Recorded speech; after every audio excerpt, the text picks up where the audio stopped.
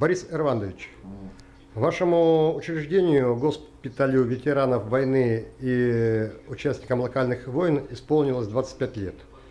Вы чем ознаменовали этот юбилей? Ну, мы решили делать памятный календарь 25-летию. И в целом календарь перекидной. 25-летию в целом нашего учреждения. Потому что сам-то госпиталь, он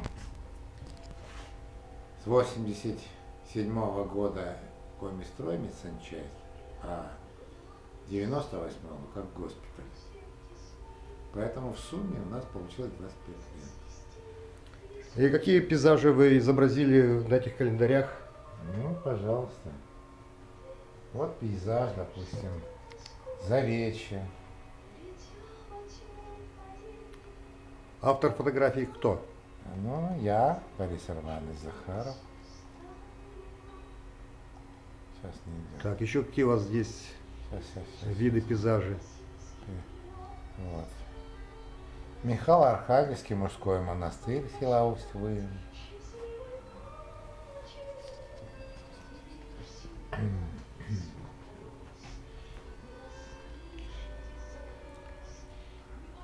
Ну, немного я пошел путем другим, не сделал в основном работу госпиталя, виды госпиталя, работу коллектива госпиталя.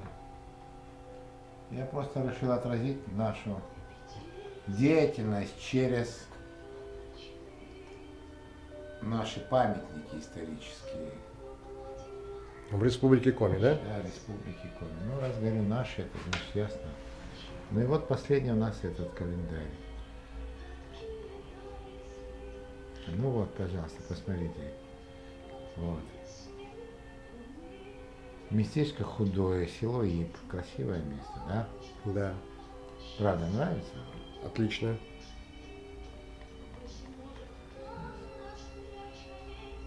Вот.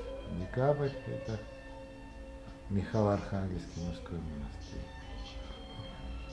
На фотографиях у вас присутствует тема православия. Почему? Ну, потому что, во-первых, мы живем в России православной.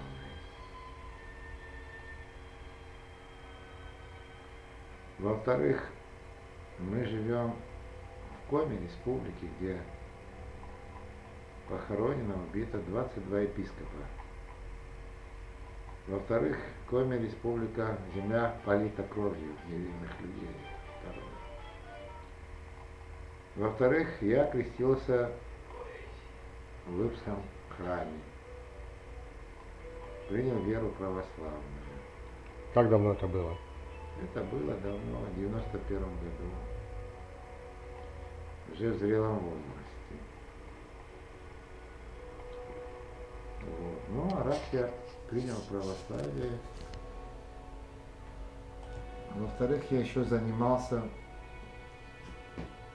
организацией создания духовного центра православия в Республике Коми. Вы как считаете, вера, она способствует лечению, способствует терапии? Вы знаете что?